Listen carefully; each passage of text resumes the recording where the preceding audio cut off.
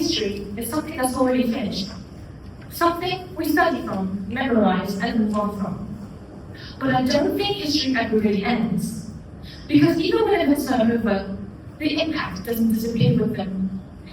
It stays, even into the future, shaping the way people think, the way they live, and most importantly, the way they see themselves.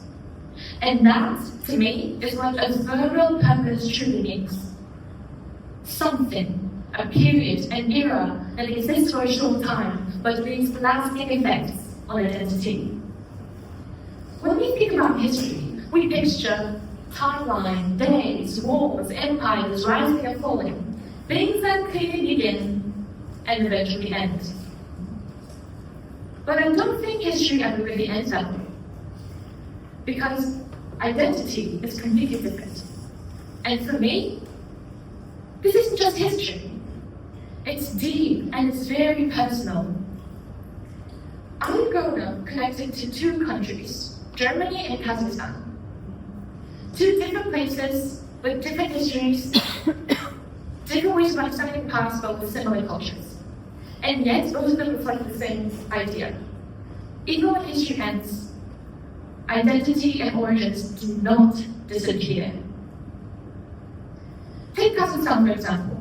I remember the first time I actually asked myself, where do I come from? Not just what country I'm from. No, not just that. Where do I come from? What that actually means. And it wasn't about just borders and maps. It was about identity.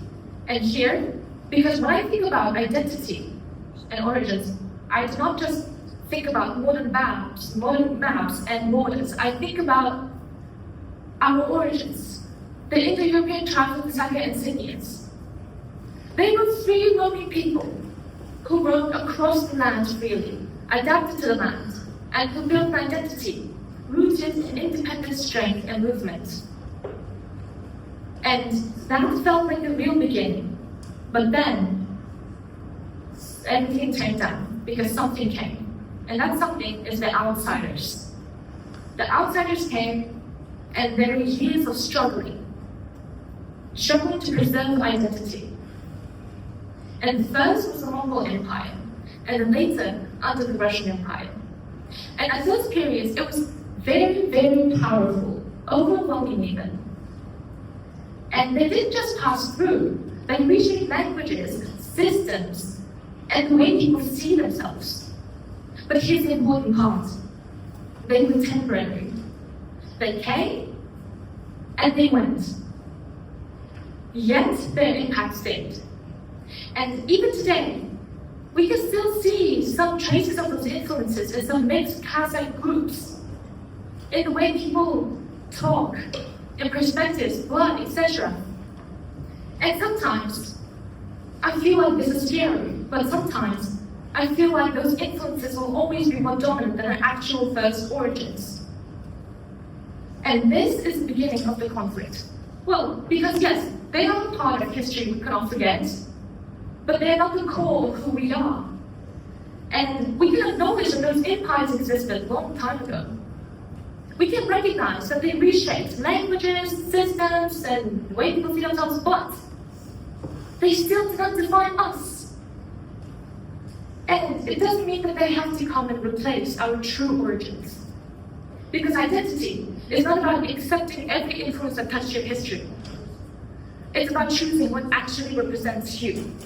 And for me, the Saka and the Scythians, they represent more than that. They represent more than history. They were our first beginning, genetically, culturally, and in identity.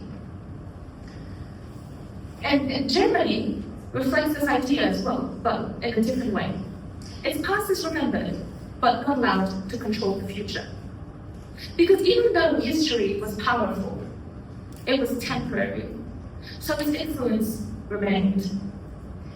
And that showed me something important, that history does not define identity, and identity is about origins and where we truly come from, not everything that tries to overlap with. And historical event may last years, decades, or days, but sometimes impossible to ignore because of how painful it is. But it is not unchangeable, nor is it untouchable. Because if history shapes identity, then identity, we still have time to reshape that identity to what it'll become, to what we had before. And that history may be temporary, but our true origins are not. And that is what I call ephemeral permanence. Thank you.